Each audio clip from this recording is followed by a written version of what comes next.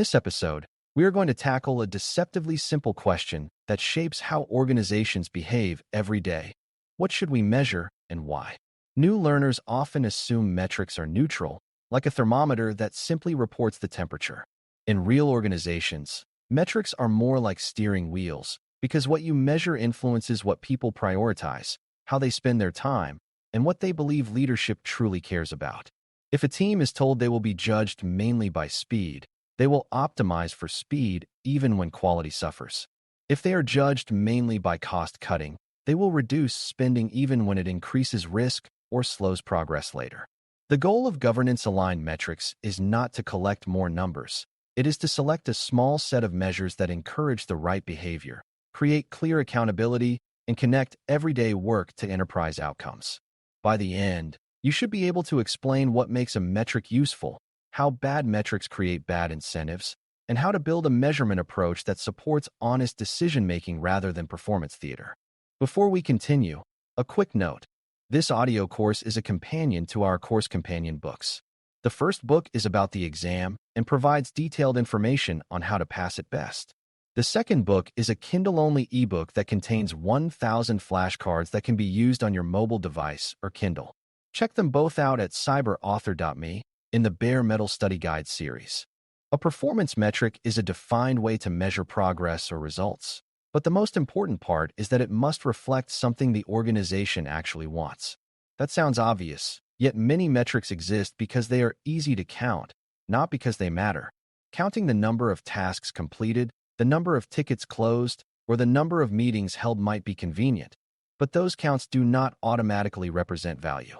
A metric should be tied to a purpose, such as improving reliability, reducing waste, increasing customer satisfaction, or lowering exposure to risk. When metrics are chosen without a clear purpose, teams can hit the numbers while the enterprise still feels stuck. This is why governance emphasizes alignment, because alignment means the measurement reflects enterprise priorities, not just local team convenience. A strong metric answers the question, if this number improves, would the enterprise truly be better off in a way leaders care about? The next idea is that metrics must be designed with human behavior in mind, because people respond to incentives even when nobody says the word incentive. If a metric becomes a target, people will shape their actions to meet it, sometimes in ways that defeat the original goal. For example, if the main metric is closing support tickets quickly, a team might close tickets prematurely or classify problems in a way that makes them look resolved. If the metric is delivering on time, teams might narrow scope or defer quality work that is harder to measure. This is not always malicious. It is often a natural response to pressure and limited time. Good metric selection anticipates these responses and chooses measures that are harder to game and more closely tied to real outcomes. A useful way to think about this is that a metric should encourage the behavior you want even when nobody is watching closely. Another common misconception is that the best metrics are the most detailed metrics, as if more granularity automatically means more truth. In practice, too many metrics can create confusion and encourage people to chase numbers instead of improving systems. When every small activity has its own measure, teams spend time reporting rather than learning, and leaders struggle to see what matters most. A better approach is to choose a balanced set, where each metric has a clear role and the set as a whole tells a coherent story. You usually want a small number of outcome metrics that reflect enterprise value, supported by a few operational metrics that help explain how outcomes are being achieved. The outcome metrics help leaders judge whether the investment or service is delivering value, while the operational metrics help teams improve the process that produces the outcomes. This balance keeps measurement meaningful without turning it into bureaucracy.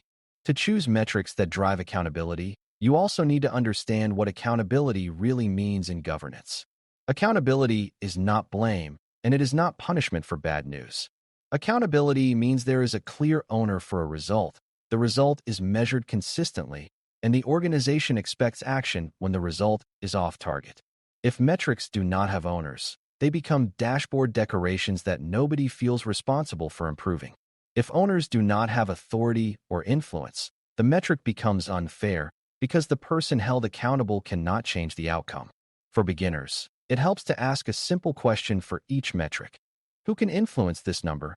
And what actions would they take if the number moves in the wrong direction? If you cannot answer that, the metric is likely too vague, too distant from decision-making, or owned by nobody. Good governance chooses metrics that can drive action, because measurement without action is just reporting. A practical way to think about metric quality is to look for clarity, consistency, and comparability. Clarity means everyone understands what the metric measures and what it does not measure. Consistency means it is measured the same way over time, so changes reflect real shifts, not changes in counting method. Comparability means you can use it to compare performance across time periods, across services, or across investments in a way that supports governance decisions. Many measurement problems come from unclear definitions, such as what counts as an incident, what counts as downtime, or what counts as a completed deliverable. If teams define these differently, the organization cannot see patterns or make fair comparisons. Governance encourages standard definitions so measurement becomes a shared language rather than a collection of local dialects. When definitions are stable, leaders can make better trade-offs because the numbers mean the same thing from one report to the next. Another critical distinction is between leading and lagging metrics, because the timing of a metric affects how it drives behavior. Lagging metrics measure final outcomes, such as revenue growth, reduced customer churn, or lowered breach impact. These metrics matter to leadership, but they often change slowly and are influenced by many factors. Leading metrics measure earlier signals that predict outcomes, such as patch coverage rates, time to detect abnormal activity, adoption of a new process, or reduction in repeat incidents. If you only use lagging metrics, teams might not know whether they are improving until it is too late to adjust. If you only use leading metrics, you can create a false sense of success because you are measuring activity rather than outcomes. Choosing the right combination means your measurement system supports both governance oversight and operational improvement. It also helps reduce stress and blame, because teams can show progress through leading indicators while the enterprise waits for lagging outcomes to appear. Metric selection must also account for context, because the same metric can mean different things in different environments.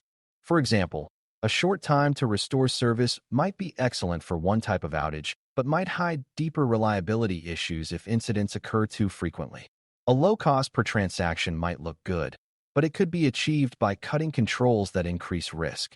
This is why good metric sets often include both efficiency and effectiveness measures, and sometimes a risk-related measure that prevents the organization from optimizing in the wrong direction. The goal is to discourage one-dimensional optimization, where teams chase a single number and accidentally harm the enterprise in other ways. A balanced set might include reliability, customer impact, cost, and risk posture, even if each is represented by only one or two key measures.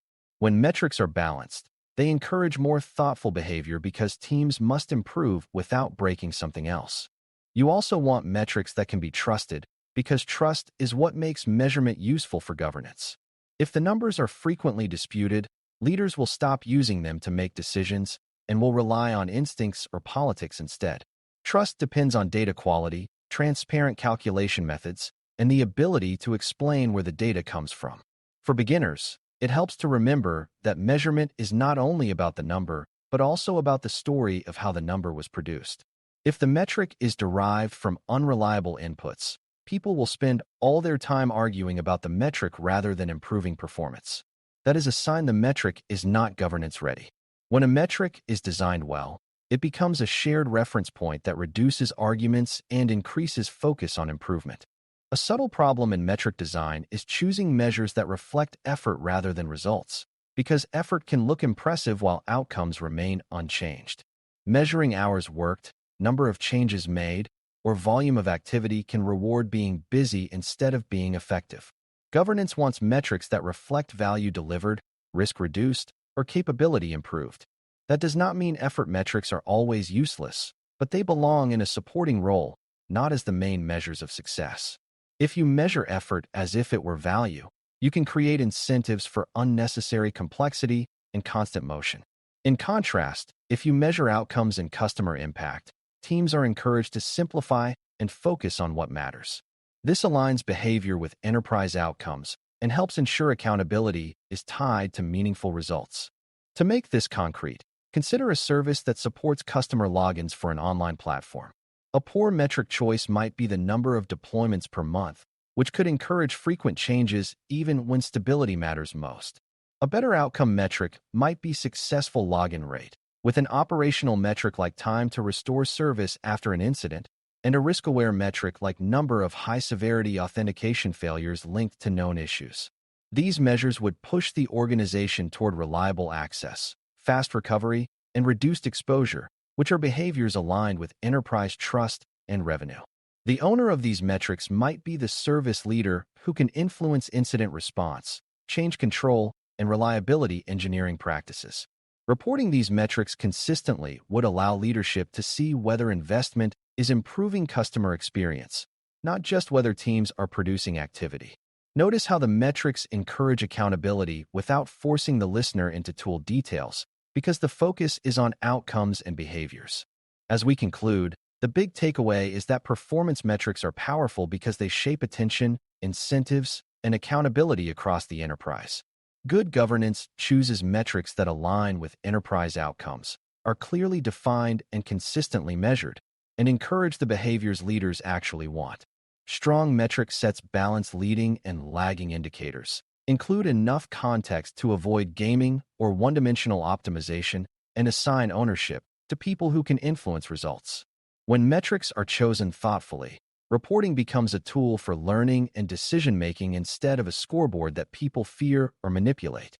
If you can explain why a metric exists, what behavior it encourages, and who is accountable for responding to it, you're already thinking like a governance professional, which is exactly what this domain is trying to build in you. Thanks for listening. For more audio courses, daily newsletters, and more, please visit DailyCyber.News.